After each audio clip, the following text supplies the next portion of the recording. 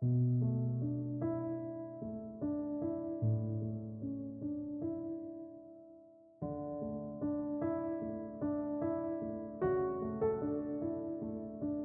leap of faith. Stepping into the unknown. Walking into darkness and trusting that you will find your way again.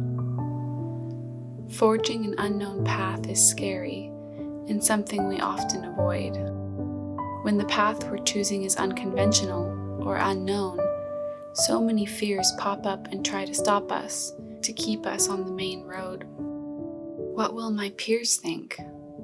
This isn't what society expects of me. This isn't what my family expects of me. Will I be happy? Will I succeed?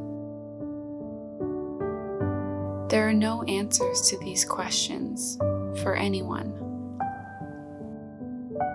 We have no way of knowing if what the future holds for us is bright, and the only antidote to anxiety is to have a deep trust in our own intuition, and perhaps something greater.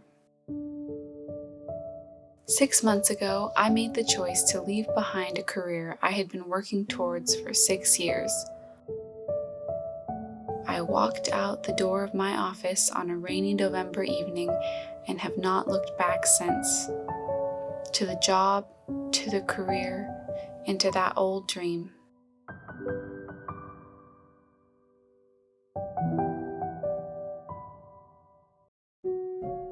Crossing that threshold marked a significant change in my life and a significant moment of growth for myself.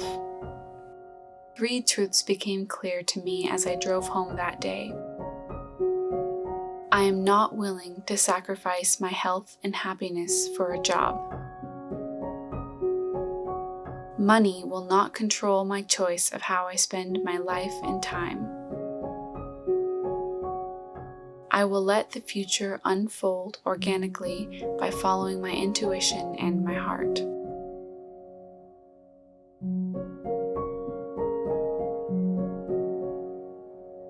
These realizations rang true to my soul, and over the course of 6 months, I've adhered to them.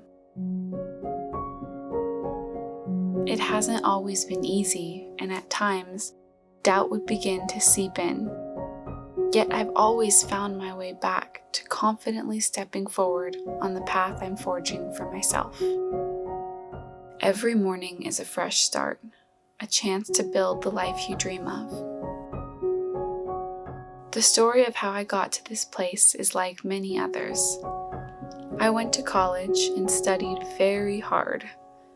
I was in a grueling, competitive program that lasted 5 years, full of all-nighters, sacrificing health and personal care, and of course, stress.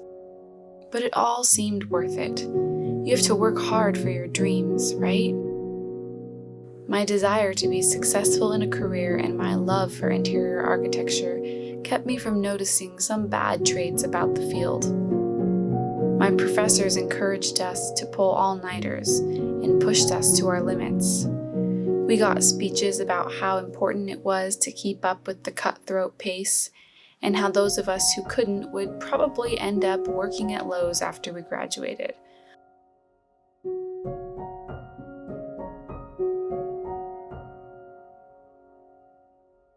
While I learned and developed creatively and technically so much through this schooling, and I am forever grateful for the skills it taught me, I didn't really seem to notice the toxicity in the culture that was being taught.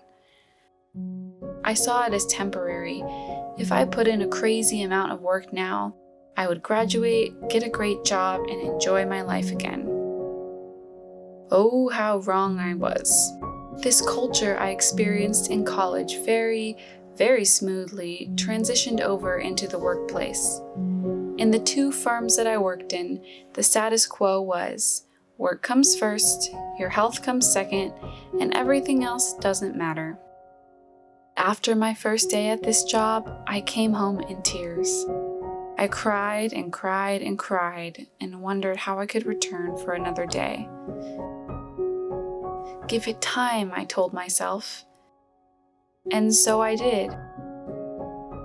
But the overwhelming feeling of sadness and depression that I had on my first day only grew. Every day at my desk, I looked beyond my computer, out the window, and watched one tree. I watched it sway.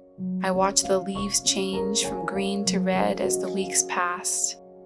I wondered how I would get through my 10-hour days staring at a screen, missing the world outside. As I began to show that I was a hard worker and quite competent, the work began to pile on. Work days became an undefinable blur of unhappiness, and days off felt precious and short. Every weekend ended with tears, anxiety, and above all else, dread.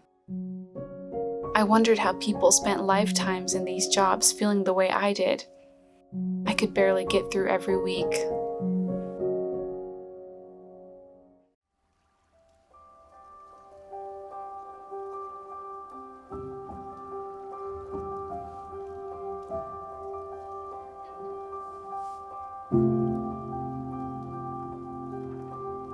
Gradually, things started to change within me. Every day after work, my husband and I would go for walks. We would walk under tree-lined streets glowing red and gold and marvel at how beautiful autumn could be. Something about this contrast, the world lighting up with beauty, vibrancy, and passion, compared to my unhappy, silent, and cold office days, shook me. I started wondering if everyone in the world had gone crazy. How could people work in offices behind computers every day? How could people spend their life tucked away, bored, or numb in a toxic office that definitely cared nothing about them? With our one precious and fleeting life, in a world so beautiful I could cry, why would I choose to live my life that way? I began to really contemplate the road that we are expected to take in society. After high school, we're supposed to get a job or go to college and then get a job. Of course, this job is supposed to be our soulmate career that absolutely fulfills us, so work never feels like work. And then we spend the majority of our lives doing this job. We see our coworkers for more hours a day than we see our partners and kids. We cram living into 2 days on the weekend, if we're not too tired from an overly long work week. Then, when we are at the end of our lives, we are finally allowed to prioritize ourselves and our desires and do what we wish. I started to feel like my dislike of my job wasn't just the company or the wrong career choice, but a feeling that I don't fit into this system at all. What was money and career status worth if I wasn't enjoying my life? Sometimes I think it's hard to remember that life is more than just a progression of items to check off a list. It's so easy to be swept up into doing what's expected instead of what makes you happy. As I pondered all this through my long days in the office, I stumbled upon a parable that impacted me in a distinct way. It's a simple story, but the message was very poignant to me at the time. The story goes like this. An American businessman is walking down the pier of a Mexican coastal village when he notices a fisherman in a small boat, having just come in for the day. The fisherman was cleaning his catch, and the American complimented the Mexican on his fish and asked him how long it took him to catch them. The Mexican replied, "Only a little while."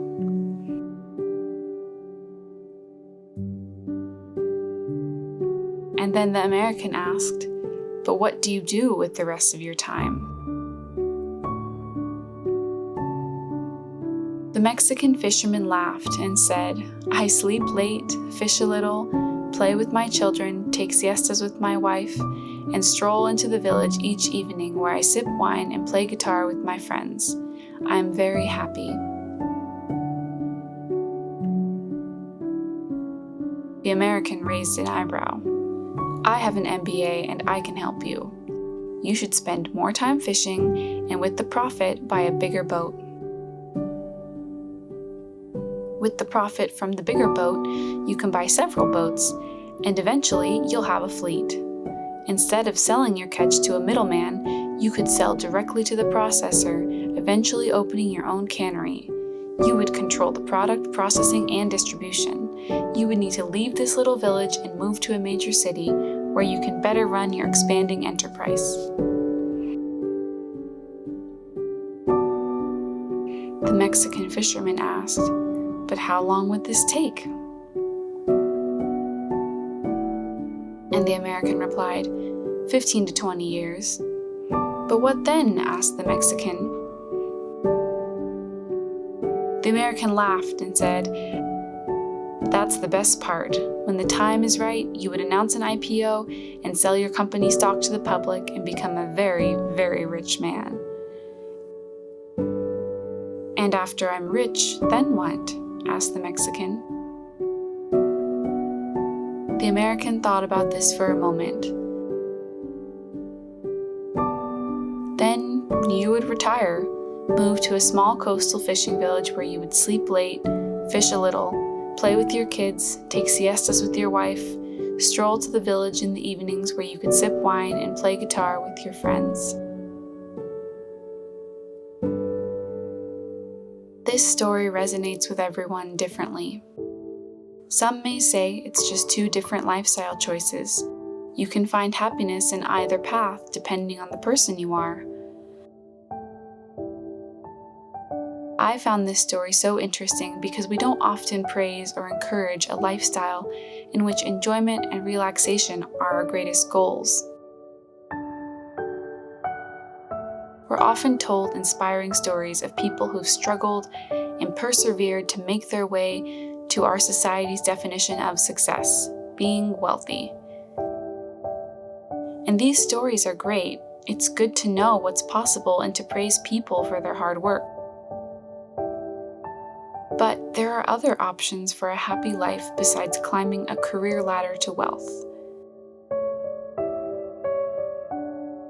A life in which career is used only as a means of living and all extra time is spent in enjoyment can be a fulfilling and beautiful life as well. Who's to judge which is better? But we aren't encouraged or presented with the option of a simple life. It seems like it's often looked down upon or discouraged as the lazy choice. We tell people who don't meet our societal standard of success, a white-collar job, they could have done more. They had so much potential.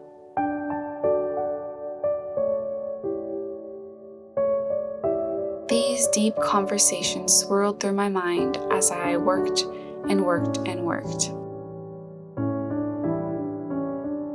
I could see where I had come from, career-focused, goal-driven, and I could also see new ideas emerging.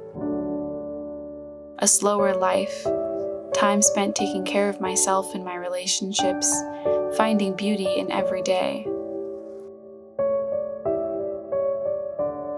As I walked beneath falling leaves and listened to birds chirp and watched the golden hour sun scatter through the canopy, I knew more and more that the path I was on, the path to 40 years on the career ladder, was not for me. It was a strange and scary thing to realize this.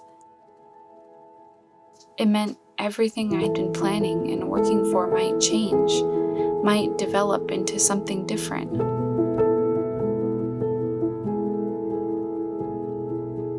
I wasn't certain what the future would hold.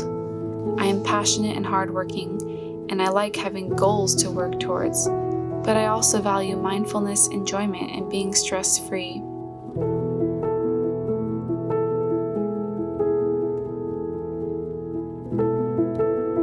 All I knew at the moment was that my life was out of balance, with the priorities tipped too far towards career, hard work, and stress, and it was making me deeply unhappy.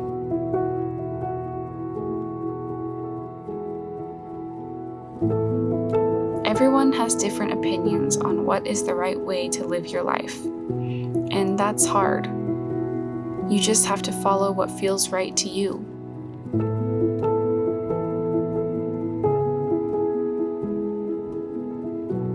So there I was on a rainy November evening, leaving a job that changed me more than I ever could have expected. I had absolutely no plan for the future, but the thought of this brought a smile to my face. For the first time, my life was unscripted. I could explore nature, art, creativity, and fall in love with living again. I could choose to work at a job that paid my bills or build another career. Anything and everything was open to me, which was exciting but also so frightening. I knew in my gut that this amount of change and growth would not come without its pains.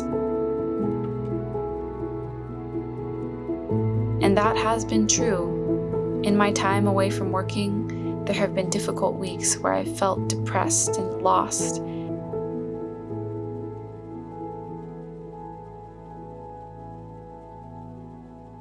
But I've also had beautiful, meaningful moments of growth and learning about myself.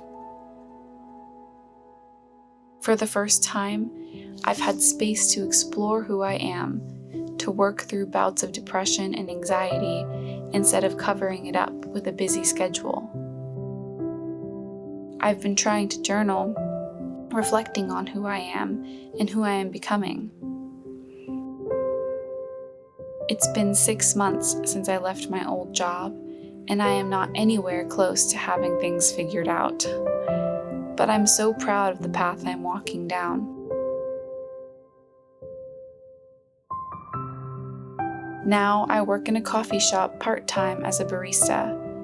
It is such a stark change from where I was at the architecture firm. I get up before dawn with the birds and spend my day getting to know people and serving them coffee and pastries. I love being on my feet all day and being active and feeling alive. And on my days off, I get to leave work completely behind and become immersed in my personal life and joys. Financially, being a barista is enough to pay my bills, which is all I need right now. I would so much rather choose to have time and happiness than money.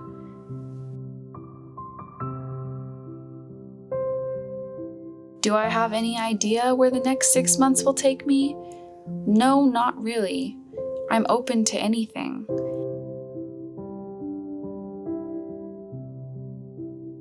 My passions are blossoming in the space that I've made for them in my life.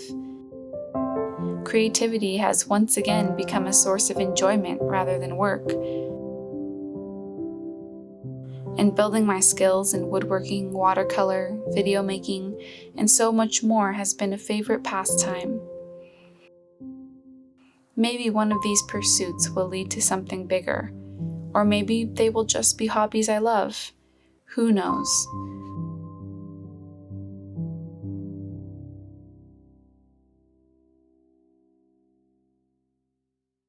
For now, being a barista, a creative, a friend, a daughter, a sister, and a wife is enough to fill my life with joy.